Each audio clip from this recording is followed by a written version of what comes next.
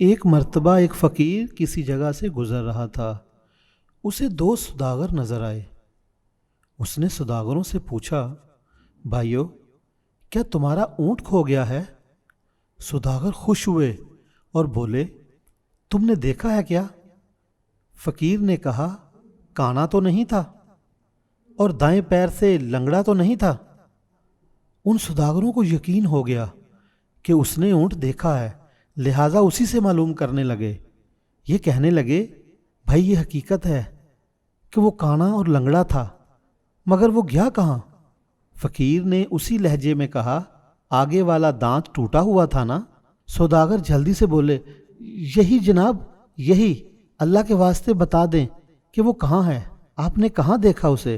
فقیر نے پھر اسی انداز سے پوچھا کہ ایک طرف شہد کے ڈبے اور دوسری طرف گندم کی بوریاں لدی ہوئی تھیں۔ اب دونوں کو پکا یقین ہو گیا۔ کہنے لگے، فقیر بابا، اب جلدی سے چل کر بتائیں کہ وہ اونٹ کہاں ہے؟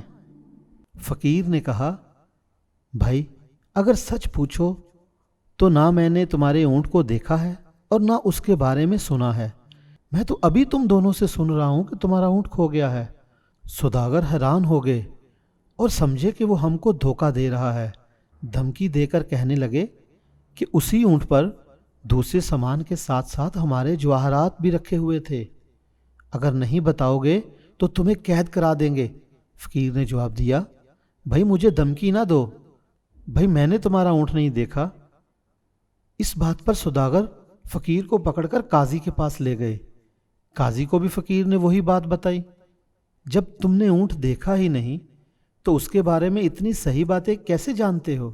قاضی نے تعجب سے پوچھا۔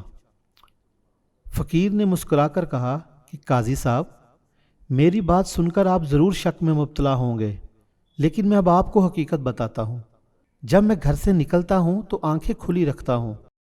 آج صبح میں ایک جگہ سے گزرا تو میں نے دیکھا کہ ایک اونٹ کے پیروں کے نشان تو موجود ہیں، لیکن کسی آدمی کے پیروں کے نشان نہیں ہیں، جس سے میں سمجھا کہ یہ اونٹ رسی توڑا کر بھاگا ہے۔